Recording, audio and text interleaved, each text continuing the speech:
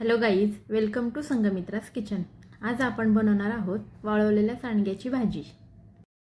त्यासाठी लागणारं साहित्य पाहूया। इथे मी 1 वाटी मिक्स डाळीचे वाळलेले सांडगे घेतलेले आहेत। 7-8 लसूणच्या पाकळ्या घेतलेल्या आहेत।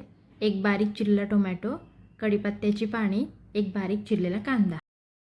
त्यानंतर 2 चमचे तेल घेतलेलं आहे। 1 चमचा काळा मसाला, 1 चमचा हळद पावडर, 1 चमचा गोडा मसाला, 1 चमचा धना पावडर, जिरे मोहरी, चवीनुसार मीठ, बारीक चिरलेली कोथिंबीर।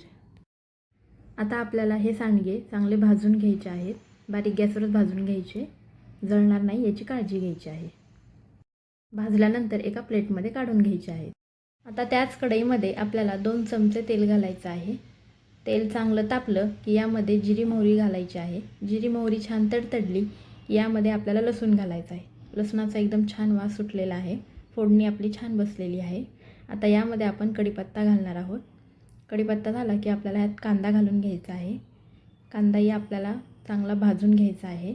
लाल होईपर्यंत आपल्याला कांदा बारीक गॅसवरच छान परतून घ्यायचा आहे।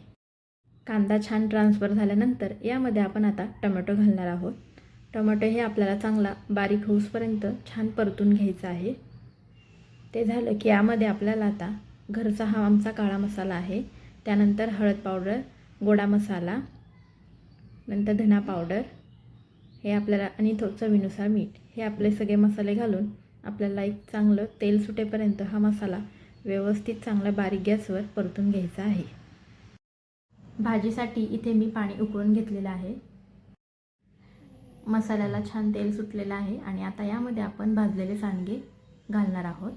सांडगे घातले की यामध्ये आपल्याला चांगलं परतून घ्यायचं आणि आपण जे पाणी गरम केलेलं आहे ते आता घालून घ्यायचं आहे आणि बारीक गॅसवर आपल्याला उकळी येईपर्यंत हे छान शिजू द्यायचं आहे। आता भाजीला छान उकळी आलेली आहे आणि आता आपण एक झाकण ठेवून 10 मिनिटं आपल्याला याला वाफेवर शिजू द्यायचं आहे। ही भाजी प्रोटीनयुक्त आहे। भाजी छान अशी घट्ट झालेली आहे। आता आपण याला गार्निश म्हणून कोथिंबीर घालणार आहोत। रेसिपी आवडल्यास ही भाजी नक्की ट्राय करा। संगमित्रा किचनला सबस्क्राईब करा, लाईक करा, शेअर करा, कमेंट करा। थँक्यू।